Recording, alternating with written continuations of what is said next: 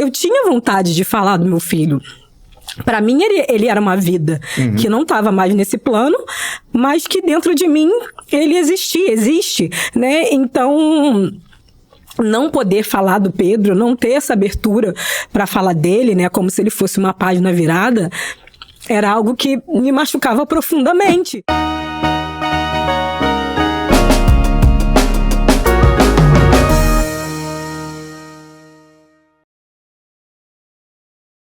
Aliás, não sei se você se importa, a gente, até para contextualizar, o seu primeiro filho faleceu, né? Sim. E eu sabia que se eu tocasse nesse assunto eu ia ficar emocionado. Bom, vamos lá, deixa eu te contar. Seremos dois. Seremos dois? Você quer posso mudar de assunto, se você preferir. Não, pode perguntar, pode ficar à vontade. A minha neta se chama Amora, nasceu, ela vai fazer 2 anos, dia 9 de abril. E quando foi no final de 2022, ela foi diagnosticada com uma condição rara, que chama lisencefalia. E eu não estava no Brasil, eu estava disputando uma prova de bicicleta, gravando conteúdo para... E aí eu fui no Google para saber o que é lisencefalia. Imagina. Aí a primeira coisa que vem lá é expectativa de vida. Aí depois não sei o quê. Aí depois não sei o quê. Depois não sei... Andressa, tipo assim, eu não consegui terminar a prova. Eu fiquei... visivelmente, o amigo meu que estava na hora comigo, quando eu recebi a notícia, ele me abraçou, ele viu que eu estava muito mexido, ele me abraçou, ele falou uma coisa muito bonita, ele é filósofo, inclusive, é formado em filosofia. Ele falou assim, cara, só me abraça e chora, não precisa fazer nada. Então eu tive ali um momento muito impressionante, né? Sim. Hoje a Amora tá bem, ela tá fazendo fisioterapia, eu ressignifiquei um monte de coisa. Mas quando eu fiquei sabendo dessa história, eu falei assim, gente, eu não sei se eu tenho coragem de perguntar pra Andressa. Ao mesmo tempo, eu acho que conversar sobre isso também cura, né? E você perdeu um filho, né? Assim, Não, é bom. Eu vou me emocionar.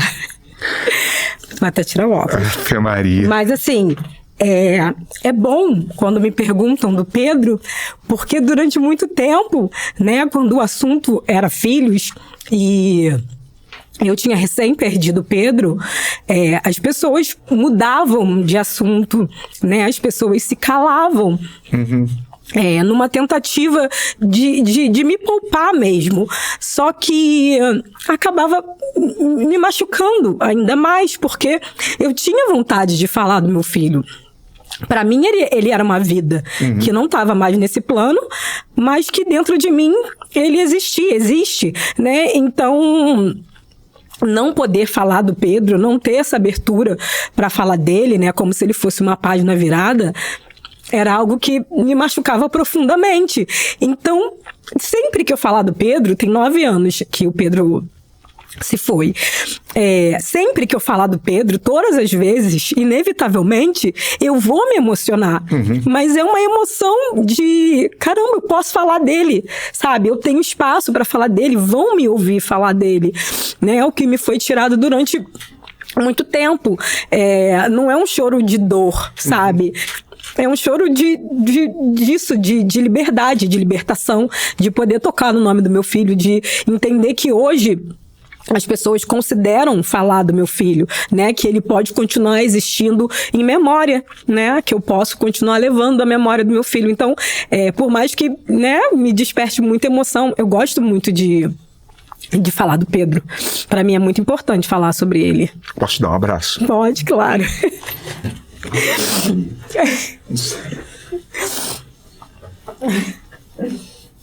Nossa Senhora. Agora tia Regina e o Pedro estão aqui com a gente. Ave Maria, eu acho que a gente tem que pegar uma água aqui também, né? E você falou essa questão de receber a notícia e ter alguém ali para te abraçar, isso é muito importante. Quando eu recebi o diagnóstico do Pedro, foi uma médica, né, que na verdade ele precisou ser levado para UTI porque ele não conseguia deglutir, né, o leite. Ele não sugava o peito, então ele tomava no copinho, mas chegou um determinado momento que ele não tinha mais força para deglutir. E aí ele foi levado para UTI para passar uma sonda e isso foi o que me explicaram. A gente vai levar ele para UTI para ele passar uma sonda para ele conseguir se alimentar, né? E aí no dia seguinte, se era noite, no dia seguinte de manhã, eu fui visitá-lo na UTI, porque eu não podia ficar na UTI com ele. Eu fui visitá-lo na UTI e aí simplesmente eu perguntei para a médica, né, plantonista, onde estava o meu filho.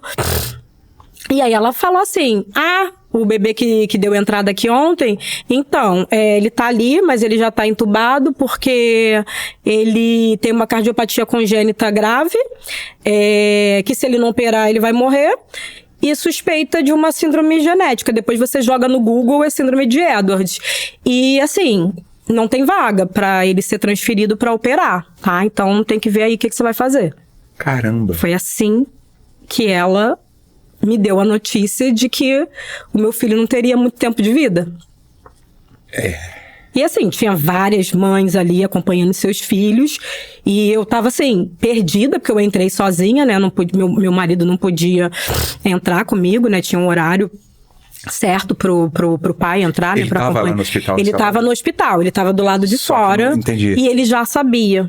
Entendi. Só que ele não teve coragem de me dizer, e ele achou que a médica, por ser, né, uma profissional que tá ali lidando com mães e UTI, né, que é um lugar de total vulnerabilidade, tanto para os bebês quanto para as mães, para os acompanhantes, né, para a família em geral, ele achou que ela teria uma forma, né, melhor, né, mais humana de me dizer isso, e ela cuspiu.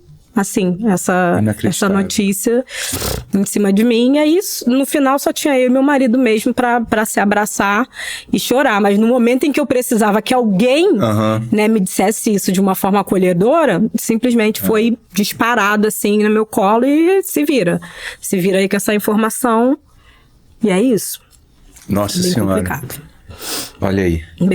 A Jojo é minha filha. Ela é a mãe da Amora. Ela que é a mãe da Amora. Tem me ensinado bastante. Imagino. Aliás, como as crianças ensinam a gente, né? Muita coisa. Todo dia, né? Um aprendizado. Muita coisa. É muita coisa. Minha filha, antes de eu vir pra cá, ela falou, mamãe, você vai pra São Paulo de avião? Falei, vou. Aí ela perguntou, e você volta quando? Aí eu falei, volto hoje ainda. Aí ela, se o avião não cair, né? Afe Maria. Essa naturalidade da criança também, de vez em quando, atravessa, né? E eu acredito que isso tenha muito a ver, né, com o fato, né, da nossa história com Pedro, né? Então, eles já nasceram num cenário onde a morte do irmão era muito viva, porque eu sempre fiz questão deles saberem, né, que existe um irmão. Então, a gente sempre conversou sobre isso, né? Mas aí eles extrapolam um pouco. Sim, isso é raríssimo, né? É um tema muito pouco falado. E se a gente falasse mais, seria muito mais, obviamente, muito mais simples de lidar com ele, né? Eu tô estudando muito esse tema, sabe, Andressa? Assim, bastante. O meu sócio no podcast é o Grupo Zelo, que tem como alicerce cuidar desse momento da vida das pessoas, né? Então eu leio bastante isto. Mas tem uma coisa que eu comecei a perceber, e principalmente em histórias, né, e a gente já tô puxando esse assunto porque eu quero falar do seu livro, que tem um imponderável, sabe? E aí, por exemplo, nessa história que você me conta, o imponderável é essa médica, que por mais que você esteja preparada, quer dizer, nunca ninguém está preparado para isso, desculpa, retiro o que eu disse, não é isso. Mas assim, por mais que você tenha você já tenha conversado sobre o tema, o imponderável é a médica chegar para você e falar um absurdo desse, né? Então eu vejo que esse é um tema ainda que tem essas questões e o imponderável ao redor, né?